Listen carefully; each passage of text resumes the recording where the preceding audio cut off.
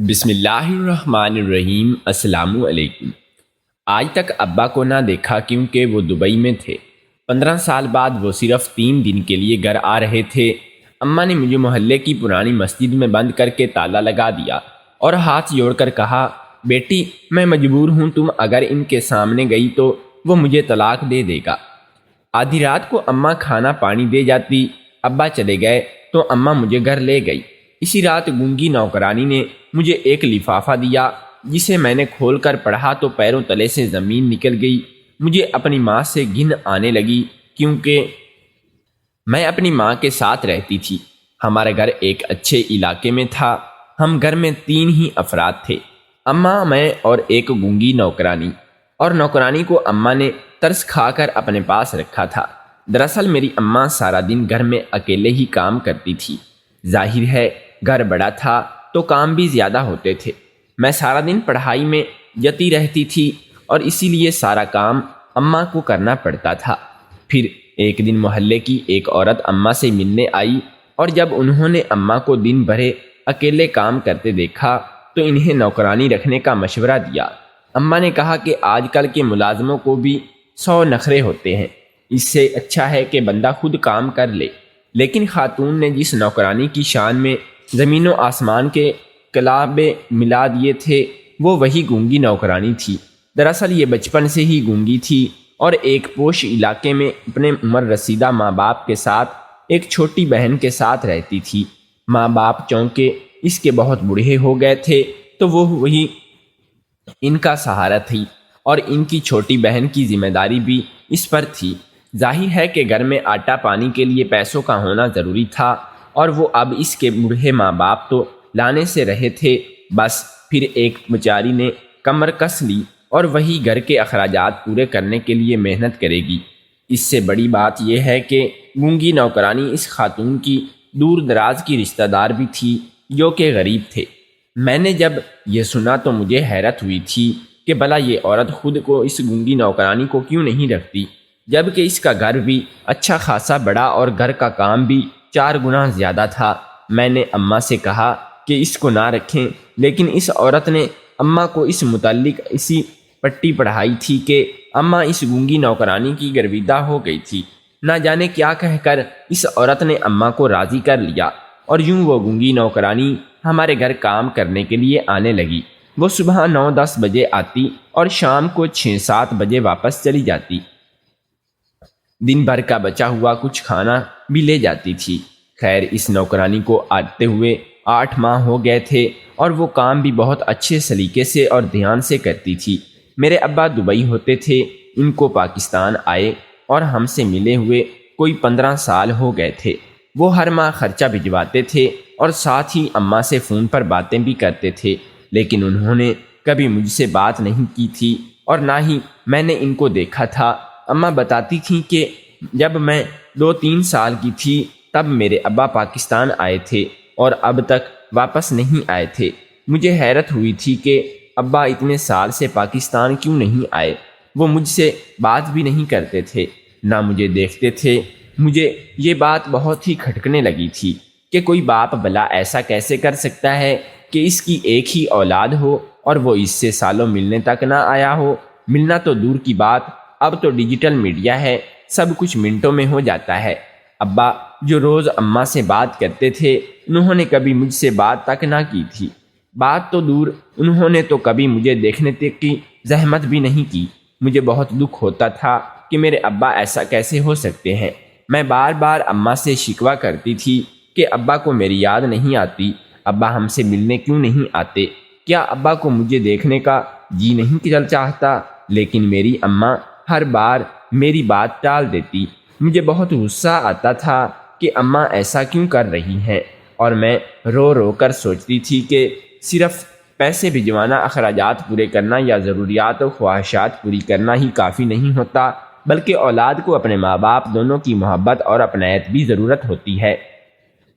مجھے اماں کی محبت، ان کا پیار خیال تو میسر تھا، لیکن میرے ابا محض نام کے ابا کے تھے، جو زندہ ہیں اور دبئی میں کما رہے ہیں، لیکن نہ میں نے ان کو کبھی دیکھا، نہ انہوں نے مجھے۔ بھلا ایسا کون باپ کرتا ہے یہ سب سوچ کر میں بہت روئی تھی۔ ایک دفعہ میں نے اماں سے ضد کی کہ چلو ابا کو تو مجھے محبت نہیں، نہ وہ مجھ سے بات کرتے ہیں، نہ اپنی بیٹی کو دیکھنے کی خواہش کرتے ہیں۔ حالانکہ اب تو وہ ویڈیو کال میں بندہ سامنے والے کو دیکھ بھی سکتا ہے، لیکن میں بھی ان کو دیکھ سکتی ہوں نہ۔ جس پر اماں نے کہا کہ تمہارے ابا کو تصویریں بنانے کا کوئی شوق نہیں ہے۔ میں نے جب بہت ضد کی تو اماں نے مجھے غصے سے تھپڑ مار دیا۔ میں بہت حیران ہوئی اور شوق چلی گئی کہ اس دن کے بعد میں نے ابا کے متعلق اماں سے بات تک نہ کرنا چھوڑ دی تھی، اور نہ ہی اماں نے کبھی کچھ کہا۔ اس دن میں کالج سے واپس آئی تھی کہ اماں نے کہا کہ تمہارے ابا 3 دن کے لیے پاکستان آ رہے ہیں۔ یہ سن کر پہلے ہی لمحے بہت خوش ہوئی تھی، لیکن اگلے ہی لمحے میری ساری خوشی زائل ہو گئی تھی جب مجھے یاد آیا کہ میرے ابا تو محض نام کے ابا ہیں۔ میں نے اماں سے فقط یہ کہا کہ کون سے ابا، کس کے ابا، میرا کوئی باپ نہیں ہے۔ شاید یہ شدت جذبات سے میرے منہ سے نکلے ہوئے الفاظ تھے، جبھی میں کمرے میں جا کر پھوٹ پھوٹ کر رو پڑی۔ مجھے تو اکثر لگتا تھا کہ جیسے میں ابا کی سوتیلی اولاد ہوں یا ان کی بیٹی ہوں ہی نہیں، ورنہ کون باپ اپنی بیٹی سے اتنا بے خبر رہتا ہے۔ خیر، میرے رونے سے بلا کس کو فرق پڑنا تھا۔ اماں گونگی نوکرانی کے ساتھ مل کر تیاریوں میں مگن تھی کہ ابا آ رہے ہیں۔ سب سیٹ سیٹ ہو گئے، لیکن میں نے ایک چیز اور بھی نوٹ کی تھی کہ اماں کچھ الجھی سی ہے۔ میں یہ دیکھ کر بہت حیران ہوئی تھی کہ آخر اماں خوش ہونے کے بجائے اتنی پریشان کیوں ہیں، لیکن میں نے ان سے پوچھا نہیں کہ مجھے فی الوقت ان سے یا ابا سے کوئی سروکار نہیں تھا۔ میں کالج سے آ کر کمرے میں ہی کتابوں میں گھسی رہتی تھی، بس کھانے پینے کے ٹائم ہی کمرے سے باہر نکلتی۔ جس دن ابا آ رہے تھے اس دن اماں نے مجھے کہا کہ تم 3-4 دن کے کالج سے چھٹی لے لو۔ میں نے اماں کو صاف انکار کر دیا کہ میرے پیپرز ہیں، میں چھٹی نہیں لے سکتی۔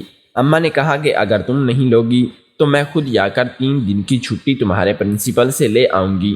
میں یہ سن کر آگ بگولا ہو گئی تھی، کیونکہ مجھے یہی تھا کہ اماں شاید ابا کے لیے مجھے چھٹی کروا رہی ہیں، ان کے ساتھ وقت گزار سکوں۔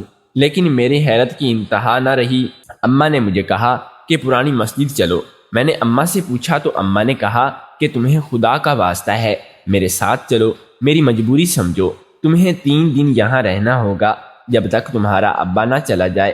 میں حیران ہو گئی اور میں نے اماں کی وجہ سے میں نے اماں سے وجہ پوچھنا چاہی تو اماں پرانی مسجد کے اس کمرے میں مجھے تالا لگا کر چلی گئی۔ میں پیچھے سے دروازہ کھٹکھٹاتی رہی، لیکن کوئی نہ آیا۔ کھولنے پہ تو یہ لگتا تھا کہ اماں ابا کے لیے مجھے چھٹی کروا رہی ہیں، لیکن اماں کا تو مجھے یہاں چھوڑنا، اس سے تو صاف پتہ چل رہا تھا کہ اماں ابا سے مجھے ملوانا نہیں چاہتی، وہ مجھے اس سے چھپا رہی ہیں۔ لیکن کیوں؟ میرے ذہن میں بہت ہی سوال گردش کر رہے تھے۔ اماں آدھی رات کو آتی، پورے دن کا کھانا پینا سب دے جاتی۔ میں نے بارہا پوچھنے کی کوشش کی کہ اماں مجھے ابا سے ملنا ہے، وہ سالوں بعد آئے ہیں، آپ کیوں مجھے ان سے چھپا رہی ہیں؟ لیکن اماں نے سختی سے بس ایک ہی جواب دیا کہ بس میری تربیت کی لاج رکھ لو، میری مجبوری ہے۔ وہ یہ 2 جملے کہہ کر اور ایک قیدی کی طرح کھانا دے کر بمشکل 2 منٹ بھی نہ بیٹھتی اور چلی جاتی۔ یوں ہی 3 دن گزر گئے۔ تیسرے دن اماں مجھے لینے آئیں تو مجھے چپ لگ گئی، چکی سی۔ میں نے گھر آ کر دیکھا، سب کچھ ویسا ہی تھا، ایسا لگ رہا تھا کہ کوئی گھر میں 3 دن کے لیے آیا ہی نہیں تھا۔ میں چپ چاپ اپنے کمرے میں چلی گئی۔ میرے دل میں بہت سوال تھے اور اماں پر غصہ بھی تھا، لیکن میں ان سے کچھ پوچھتی تو وہ یا تو ٹال دیتی تھیں یا تو غصہ کرتی تھیں۔ میرا دماغ تھا کہ سوالوں سے پھٹتا جا رہا تھا۔ میں چادر لے کر سو گئی۔ شام کو جب اٹھی تو گونگی نوکرانی کمرے میں آئی، اس کے ہاتھ میں ایک لفافہ تھا۔ اس نے مجھے پکڑایا اور اشارے سے کہا کہ اسے پڑھیں۔ مجھے لگا کہ شاید اس کا کوئی لفافہ ہے، اس لیے میں نے واپس کرنا چاہا کہ کسی اور سے پڑھوا لو، لیکن اس کے پرزور اصرار پر مجھے لفافہ کھولنا ہی پڑا، اور جب لفافہ کھول کر پڑھا تو میری آنکھیں پھٹی کی پھٹی رہ گئی تھیں اور میرے پیروں تلے سے زمین نکل گئی۔ میں نے اپنا یقین آزمانے کے لیے بار بار اس لفافے کو پڑھا، لیکن ہر بار میں حیرت کے سمندر میں ڈوب کر ابھر رہی تھی۔ میں نے اس نوکرانی سے پوچھا کہ یہ لفافہ کہاں سے آیا ہے، کس نے دیا وغیرہ، لیکن اس کے اشارے مجھے زار برابر بھی سمجھ نہیں آ رہے تھے۔ میری حیرت کی انتہا تھی، وہ لفافہ پڑھ کر مجھے اماں سے گھن آنے لگی تھی۔ میں جو یہ سوچ رہی تھی کہ میری اماں مجھ سے کچھ چھپا رہی ہیں، وہ سچ تھا، لیکن اب اس لفافے کو پڑھنے کے بعد مجھے یوں لگا جیسے وہ میری ماں ہی نہیں ہے۔ میں یہ سوچ کر بیٹھی ہی تھی کہ ہر حال میں اماں سے پوچھ کر رہوں گی آخر وہ مجھ سے کیا چھپا رہی ہیں اور ابا کو مجھ سے کیوں نہ ملی، لیکن اب میرا سارا تجسس ختم ہو گیا تھا۔ میں حیرت سے بے بسی کی انتہا نہ تھی اور وہ گونگی نوکرانی لفافہ دے کر چلی گئی تھی، لیکن ساتھ ہی میری زندگی کو موڑ بھی گئی تھی۔ مجھے اب اماں کے ساتھ ایک لمحہ بھی نہیں گزارنا تھا۔ میں نے فوراً بیگ پیک کیا اور چادر اوڑھ لی۔ جیسے ہی کمرے سے نکلی تو اماں نے مجھے یوں جاتے دیکھا تو حیرت سے میری طرف آئیں، گویا میرا دماغ چل گیا تھا، اور اماں نے پوچھا کہ یہ بیگ کیوں اٹھائے ہوئے ہو، کہیں جا رہی ہو؟ لیکن میں نے انہیں کوئی جواب نہیں دیا اور گھر سے نکلنے کے لیے اماں بکھلائی ہوئی میرے پیچھے آئی کہ کیا ہوا ہے، کچھ تو بتاؤ، لیکن میں نے ان کو کچھ جواب نہ دیا۔ اماں نے میرا بیگ پکڑ لیا اور مجھے سختی سے پیچھے کی طرف دھکیلا اور زوردار تھپڑ مار کر کہا کہ دماغ تو خراب نہیں ہو گیا ہے تمہارا؟ رات ہونے والی ہے، تم کہاں جا رہی ہو؟ کس سے ملنے جا رہی ہو؟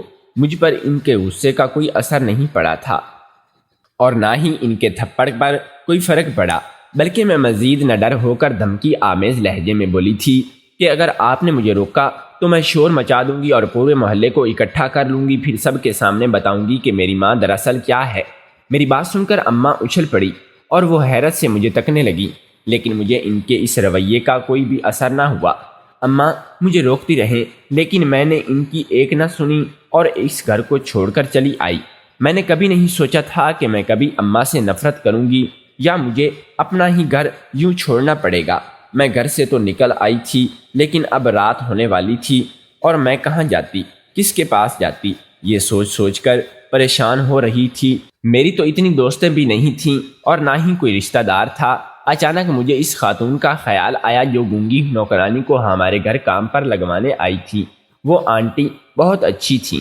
میں نے سوچا کہ آج کی رات کسی نہ کسی کی طرح سے اس کے ہاں گزار لوں گی، اگلی صبح کہیں اور ٹھکانہ دیکھ لوں گی۔ یہ سوچ کر میں ان کے گھر کی طرف گئی۔ مجھے دیکھ کر پہلے تو وہ بہت ہی حیرت زدہ ہوئی، لیکن بعد میں کچھ سنبھل کر مجھے اندر لے گئی اور ایک کمرے میں مجھے رہنے کے لیے دیا۔ اس آنٹی نے مجھ سے بہت اچھے سے بات کی۔ میں ان کا رویہ دیکھ کر بہت شکر گزار رہی، کیونکہ مجھے بہت ڈر تھا کہ نہ جانے وہ آنٹی مجھے رکھیں گی بھی یا نہیں، اور یوں میں نے ایک رات وہاں کاٹ لی۔ میں ساری رات روتی رہی کہ ایک ہی پل میں یہ سب کیا ہو گیا۔ خیر صبح ہوئی تو اس آنٹی نے ناشتہ کیا۔ میرا کچھ بھی کھانے کو دل نہیں چاہ رہا تھا، اس لیے صرف چائے کے 2 گھونٹ پی برے تو ہی مجھے یہ ایک بات بہت ہی حیرت میں ہوئی تھی کہ اس آنٹی نے مجھ سے کچھ پوچھا تک نہیں کہ میں یہاں کیوں آئی ہوں۔ میں نے سوچا کہ شاید اس گونگی نوکرانی نے سب کچھ بتا دیا ہو۔ خیر چائے پی کر میں وہاں سے بغیر سوچے سمجھے نکلی کہ مجھے کچھ خبر نہ ہوئی تھی کہ میں کہاں جا رہی ہوں۔ اچانک مجھے ایک رشتہ دار کا خیال آیا جس کے پاس اکثر میری اماں مجھے ملوانے کے لیے جاتی تھی۔ ان کا گھر شہر سے دور تھا۔ اماں مہینے 1.5 میں وہاں لے جاتی تھیں اور ان سے ملواتی تھیں۔ وہ 2 میاں بیوی تھے جن کے 4 بیٹے اور 4 بیٹیاں تھیں۔ میں ان کی طرف نکل پڑی کہ وہ ضرور مجھے رکھیں گے، اگر نہ بھی رکھیں گے تو میں خود ہی اپنا کوئی بندوبست کر لوں گی، کوئی چھوٹا موٹا ہاسٹل دیکھ کر چھوٹی موٹی جاب کر کے اپنی پڑھائی کے ساتھ اپنے اخراجات بھی اٹھا لوں گی۔ لیکن اماں کے پاس جانا تو دور، ان کی شکل تک نہیں دیکھوں گی۔ میں یہ سب سوچتے ہوئے ان کے گھر پہنچی اور ان کو دیکھ کر ہی میری آنکھیں جھلک پھریں اور میں پھوٹ پھوٹ کر رو دی۔ وہ دونوں میاں بیوی پریشان ہو گئے، ان کو کیا ہوا ہے؟ لیکن میں اتنا رو کیوں رہی ہوں؟ بے ہوش ہو گئی ہوں۔ خود کو بستر پر پایا۔ اماں کے وہ 2 رشتہ دار جن کو اماں بھائی بھائی بابی کہتی تھیں، وہ مجھے کہتے تھے کہ یہ تمہارے ماموں ممانی ہیں۔ وہ دونوں میرے سرہانے کھڑے تھے اور انہوں نے مجھ سے ہوش میں آنے کے کچھ دیر بعد پوچھا، بس ادھر ادھر کی باتیں کرتے رہے۔ ان کے رویے سے ظاہر ہو رہا تھا کہ ان کو اماں سے پتہ چل گیا ہوگا کہ میں گھر چھوڑ کر آئی ہوں، اور شاید اب بھی وہ دونوں میری طبیعت کی خرابی کے باعث کچھ نہیں پوچھ رہے تھے۔ میرا دل میں ان دونوں کا احترام تو بہت زیادہ تھا، لیکن مجھے پہلی دفعہ احساس ہوا تھا کہ میں یہاں آ کر غلطی کی ہے۔ ظاہر ہے کہ اماں نے یہاں آنا جانا تھا، اور اس پریشانی میں یہ تو بھول ہی گئی تھی کہ ان کے پاس جاؤں گی تو اماں کو پتہ چل جائے گا، اور جب اماں کو پتہ چل جائے گا۔ میں نے خود کو کوسا صحیح کہتے ہوئے لڑکیوں کو گھر میں قدم باہر نکالنے سے پہلے 1000 بار سوچنا چاہیے، تو ایک دفعہ بھی نہیں سوچا۔ خیر، اس وقت خاموش رہنے کے علاوہ اور کوئی چارہ نہ تھا، اور یوں ہی میں نے بظاہر مسکرا کر ان سے تھوڑی بات کی اور ان کے بارے میں اصرار کیا، پر وہ نوالے کھانے کے کھائے بھی جب میری بھوک تو ختم ہو چکی تھی اور میں سو گئی۔ میں نے سوچا کہ اگلی صبح یہاں سے نکل جاؤں گی، کیونکہ مجھے میری اماں سے شدید نفرت ہو رہی تھی، اور نام ہی میں ان سے ملنا چاہتی تھی۔ لیکن اس سے پہلے کہ میں یہاں سے نکل جاتی، صبح جیسے ہی میری آنکھ کھلی، اس گھر میں عجیب تماشا لگا ہوا تھا۔ کوئی زور زور سے چیخ کر کہہ رہا تھا کہ یہ بد نصیب یہاں کیا کر رہی ہے۔ میرا جسم لرزنے لگا تھا کہ آخر کون ہے جو مجھ سے اتنی نفرت کرتا ہے۔ جب تھوڑی دیر گزری اور خاموشی چھائی تو میں نے جلدی سے چادر اوڑھی اور یہاں سے نکلنا چاہا کہ میرے بالکل عین توقع کے مطابق میری اماں باہر موجود تھی۔ مجھے دیکھ کر ان کی آنکھیں چھلک پڑیں اور وہ ہاتھ جوڑ کر کہنے لگی کہ بیٹی مجھے معاف کر دو، مجھ سے جو غلطی ہوئی ہے، لیکن یوں اپنی ماں کے منہ موڑو گی تو مجھے معاف کر دو۔ وہ روئے جا رہی تھی، کہیں جا رہی تھی کہ لیکن مجھے ان کی ایک بات بھی نہیں سننی تھی۔ میں جلد از جلد وہاں سے نکلنا چاہتی تھی کہ مجھے وہاں رہنا رکنا دشوار لگ رہا تھا۔ تبھی ماموں نے مجھے روکا اور کہا کہ ادھر بیٹھو، تسلی سے بات سنو ہماری، لیکن میں نے ان کی ایک نہ سنی۔ ماموں نے کہا کہ اگر آج بھی تم کانوں سنی اور آنکھوں دیکھی پر بھروسہ کرے کہ سوچ نہیں سنو گے تو یقین مانو کہ ساری زندگی پچھتاؤ گی۔ یہ سن کر میں حیران ہوئی اور نہ چاہتے ہوئے بھی ماموں اور ممانی کے اصرار پر رک گئی۔ ماموں نے مجھ سے پوچھا کہ اس لفافے میں کیا لکھا ہے جو تم یوں گھر چھوڑ کر چلی آئی ہو۔ میں نے ان کو حرف بحرف پڑھ کر بتایا۔ مجھے لگا تھا کہ ماموں حیران ہوں گے، لیکن وہ مسکرا کر سنتے رہے۔ تم نے لفافہ پڑھ کر یہ قدم اٹھایا ہے، کیا پتہ وہ کسی کی سازش ہو۔ تب ہی ان کو بتایا کہ اس لفافے میں صرف تحریر ہی نہیں لکھی تھی، بلکہ وہ ویڈیو بھی تھی جو اس بات کا منہ بولتا ثبوت تھی جو لفافے میں لکھا ہوا تھا۔ چلو تحریر تو سمجھ آتی ہے کہ کس نے کی سازش ہے، لیکن لفافے میں لپٹا ہوا وہ موبائل اور موبائل میں موجود وہ ویڈیو، وہ فیک تو نہیں ہو سکتی۔ نہ ماموں یہ سب بہت کون سے سنتے رہے۔ اس کے بعد ماموں نے اماں سے کہا کہ آج اس کو سب سچ بتا دیتے ہیں، تاکہ یہ اپنی غلطی پریشان اور سب کچھ جان بھی لے کہ یہ تمہاری نہیں بلکہ میری بیٹی ہے۔ یہ لفظ سن کر تو میں گویا شوق میں چڑھی گئی تھی۔ اماں کی آنکھیں آنسوں میں ڈبائی ہوئی تھیں۔ اس کے بعد اماں نے بتانا شروع کیا کہ یہ آج سے برسوں سال پہلے کی بات ہے کہ جب تم اس دنیا میں آئے بھی نہیں تھے، اور جب میں یعنی کہ تمہاری ماں تمہاری ہی عمر کی تھی۔ ہم 4 بہن بھائی تھے اور میں سب سے چھوٹی تھی۔ چھوٹی بھی ہونے کی باعث بھی جب لاڈلی تھی۔ میرے ابا یعنی کہ میرے نانا جان سب مجھے سمیت سب بہن بھائیوں کی شادیاں بہت اچھے سے طریقے سے کی تھیں۔ میرے ابا یعنی تمہارے نانا جان نے سب مجھ سمیت سب بہن بھائیوں کی شادیاں بہت اچھے طریقے سے اور اچھے گھرانوں میں کر دی تھیں۔ جب میری شادی ہوئی تب میں بہت خوش تھی۔ میرے شوہر بھی بہت خوش تھے اور مجھ سے بہت ہی محبت بھی کرتے تھے۔ میرے ایک ہی نند تھی جو کہ میرے شوہر کی لاڈلی بہن تھی، اور بقول اس کے میں اس کی اچھی والی بھابھی تھی۔ میں جب بھی مائکے سے آتی تو میری نند بھی ہمیشہ آتی تھی کہ اس کا کہنا تھا کہ اس کو میری امی ابو بھابھیوں میں سے مل کر بہت اچھا لگتا تھا۔ رفتہ رفتہ وقت گزرتا گیا اور پھر مجھے احساس ہوا کہ میری نند تو میرے بھائیوں یعنی کہ تمہارے ماموں کی محبت میں گرفتار ہو چکی ہے۔ میں نے اسے بہت سمجھانے کی کوشش کی کہ وہ صاحب اولاد ہے، شادی شدہ ہے، لیکن میری نند بہت ہی ضدی تھی اور اس نے مجھے کہا کہ وہ شادی کرے گی تو صرف تمہارے ماموں سے ہی کرے گی۔ میں یہ سن کر بہت پریشان ہو گئی تھی کہ اب کیا ہوگا۔ اس نے میرے بھائی کو بھی ورغلانے کی کوشش کی ہے، لیکن بھائی نے ہمیشہ اس سے سختی سے بات کی، جس بات کا بدلہ وہ مجھ سے یوں ایسے لے رہی ہے کہ میرے شوہر کو میرے خلاف بھڑکاتی ہے، اور میں نے بہت سی کوشش کی کہ میرے شوہر کو میرے خلاف بھڑکاتی۔ میں نے بہت کوشش کی کہ ان کو سمجھانے کی، لیکن میرے شوہر نے میری ایک نہ سنی، اور یوں وہ مجھ سے بدگمان ہوتے رہے۔ اور انہی دنوں جب امی ابو کا انتقال ہوا تو بھائیوں نے بٹوارہ کر لیا اور سب الگ الگ رہنے لگے۔ میری نند میرے بھائیوں کے ساتھ عشق میں پاگل تھی، اور ویسے بھی کہتے ہیں نا کہ عورت تو ہوتی ہی فتنہ ہے۔ بس میری نند نے بالآخر اپنے حربے آزما کر میرے بھائیوں کو پھانس لیا تھا، اور یوں ہی ان دونوں نے خفیہ نکاح کر لیا۔ مجھے معلوم نہیں تھا کہ بھائی اس کے جال میں آ کیسے گیا، لیکن اب چونکہ سارا معاملہ سب کے سامنے آ چکا تھا، سب ہی اب بھائی سے بدگمان ہونے کے لگے تھے۔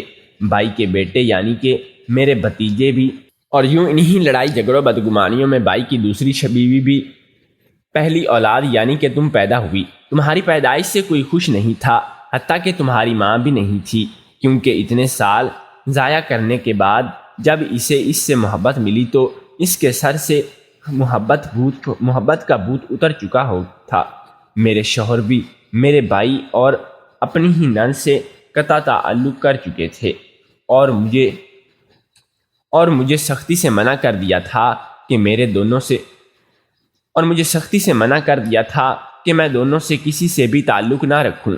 جب سال کی ہوئی تو بھائی اور تمہاری ماں کی طلاق ہو گئی تھی کہ بعد میں تمہاری ماں تمہیں بھائی کے پاس ہی چھوڑ کر چلی جائے گی، اور یوں ہی تم بھائی کے پاس ہوتے ہوئے بھی دن رات سب کی کڑوی کسیلی سنتی اور لاوارث ہو گئی۔ بھائی کی پہلی بیوی یعنی کہ بابی بہت ہی شفیق تھی، انہوں نے چاہا کہ تمہیں پالے، لیکن باقی اولاد کے آگے بے بس ہو گئی تھی، اور اس کے بعد تقریباً 2 سال تک ہم نے بھائی کے پاس دن رات ہر لمحہ سب باتیں سنتے گزاری، اور پھر میں تمہیں گود میں لے کر اپنے شوہر کے ساتھ چھپ کر اپنے گھر لے آئی تھی۔ میں بے اولاد تھی اور شوہر دبئی چلا کمانے چلا گیا تھا۔ میں نے تمہیں اولاد سمجھ کر پالا، اور یوں ہی 15 سال تمہارے اپنے شوہر کو خبر تک نہیں لگنے دی تھی۔ اب تم نے جو ویڈیو دیکھی ہے جس میں یہ تھا کہ میں اپنے شوہر سے بات کر رہی تھی، اللہ نے ہمیں بے اولاد کیا وغیرہ، تو وہ یہ سمجھی کہ شاید تم میری ناجائز اولاد ہو، اور یہ تحریر بھی اسی گونگی عورت نے جان بوجھ کر لکھی تھی، کیونکہ وہ تمہاری اصلی ماں ہے، اور سازش کے طور پر میرے گھر آئی تھی کہ تمہیں مجھ سے چھین سکے۔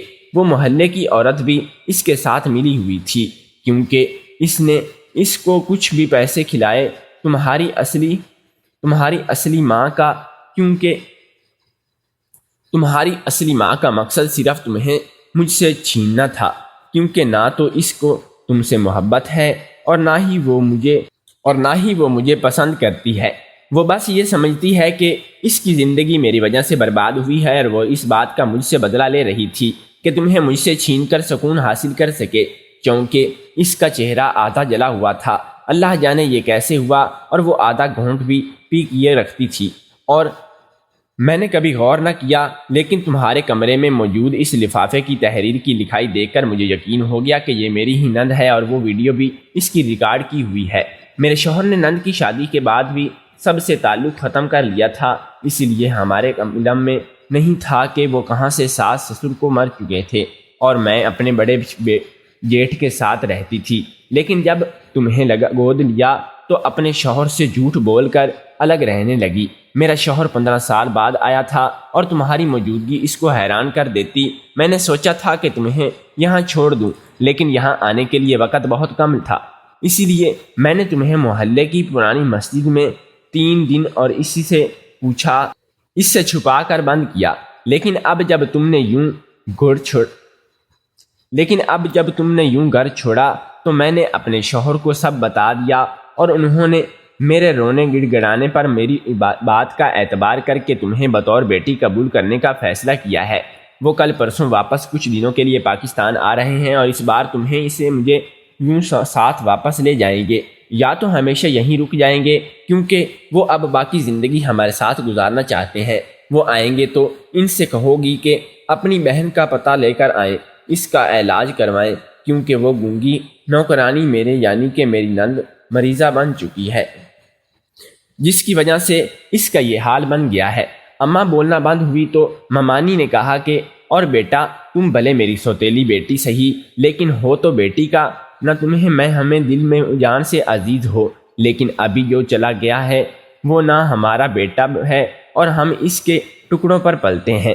ہمیں معاف کر دو کہ تمہارا سگا باپ تمہیں اپنا نہیں بنا سکتا، تمہارے بہن بھائی تم سے نفرت کرتے ہیں، اور میں چاہ کر بھی تمہیں یہاں نہیں رکھ سکتی کہ زندگی کے 4 دن بس عزت سے گزارنا چاہتی ہوں۔ جب انہوں نے کہانی سنانا ختم کی تو میں حیرت کی نہاخانوں میں ڈوبتی تھی، اور مجھے پہلی دفعہ احساس ہوا تھا کہ رشتے خون کے نہیں اصل تو احساس کے ہوتے ہیں۔ یہ سوچ کر ہی تو میں پھوٹ پھوٹ کر رو دی۔ مجھے سوتیلے رشتے اپنانے کو تیار تھے، لیکن میرے سگے رشتے دار مجھے اپنا نہیں سکتے تھے۔ میں نے شرمندہ ہو کر اپنے ماں ابا کو دیکھا جنہوں نے پھپھو ہو کر ماں کا حق ادا کیا۔ اگر آپ کو ہماری کہانی پسند آئی ہو تو کمنٹ میں اپنی رائے کا اظہار ضرور دیجیے گا، اور ہمارے چینل کو ابھی تک سبسکرائب نہیں کیا تو سبسکرائب کر لیں۔ اس سے ہماری نئی آنے والی تمام ویڈیوز سب سے پہلے آپ تک پہنچیں گی۔ شکریہ۔ اللہ حافظ۔